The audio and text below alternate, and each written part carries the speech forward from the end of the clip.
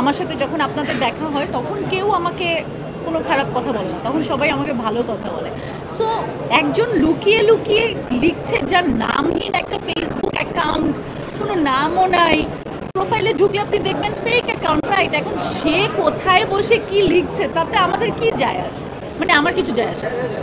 এই অভিযোগের অভিযোগের জন্য আমি একটি সিনেমা করেছি পায়েল নামের, যেটা ফুল ফ্লেজেড কমার্শিয়াল ছবি। যেটা আপনি বলছেন যে আমি মনে করি সব সিনেমাই আসলে কমার্শিয়াল সিনেমা, কারণ সিনেমা বানাতে তো আসলে পয়সা লাগে। এবং শুধু সিনেমা না, আমি মনে করি আমি যে একটা ছবিও যখন আঁকি সেটাও আমি চাইবো আমার দর্শকদের সামনে আনতে, রাইট? আমি ছবি এঁকে নিশ্চয়ই আমি নিজে দেখতে চাইবো না, আমি চাই যে যাতে আপনারাও দেখেন। তো সব ছবি আমার কাছে কমার্শিয়াল মুভি, বাট আমি ভালো সিনেমায় কাজ করতে চাই। এবং আমার মনে হয় আমার প্রথম সিনেমা যেটা আপনারা দেখেছেন ভয়ঙ্কর সুন্দর, যেটা 17তে রিলিজ হয়েছে, এখন কিন্তু আমরা সেই দিকেই যাচ্ছি। এখন কিন্তু ওই ধরনের সিনেমাই সবাই করছে, রাইট?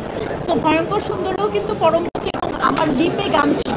সো আমার প্রথম সিনেমা কিন্তু, বাট আপনি এটা বলতে পারেন যে গতানুগতিক যে শুধুমাত্র আমি আমার 2টা গান থাকবে আর রোমান্টিক 5টা সিন থাকবে, ওইটা আমি করবো না। বিকজ আমি সমান চরিত্র চাই, কারণ অভিনেতা হিসেবে আমি অনেক লোক।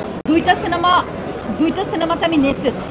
সেটা হচ্ছে পায়েলে আমার একটা খুবই নাচের গান আছে, যেটা আপনারা মনে হয় এসেছিলেন শুটিংয়ে অনেকে, এবং শুটিং টাইমে অনেক মানুষ এক্সাইটেড হয়ে গিয়েছিল। তো পায়েল যখন আসবে তখন আপনারা আমার নাচ দেখতে পারবেন। সিনেমাতে আমি নেচেছি। আরেকটা সিনেমা অলরেডি আমি করেছি, বাট এটা হাফ শুটিং হয়েছে, সেটা আমি বলতে চাচ্ছি না। সেখানেও আমি নেচেছি এবং একদম ফোক ডান্স, ওইটা আবার একদম আলাদা, মানে একদমই folk.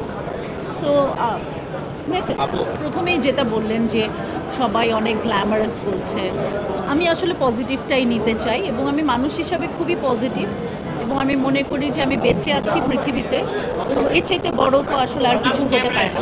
So there is no room for any negativity.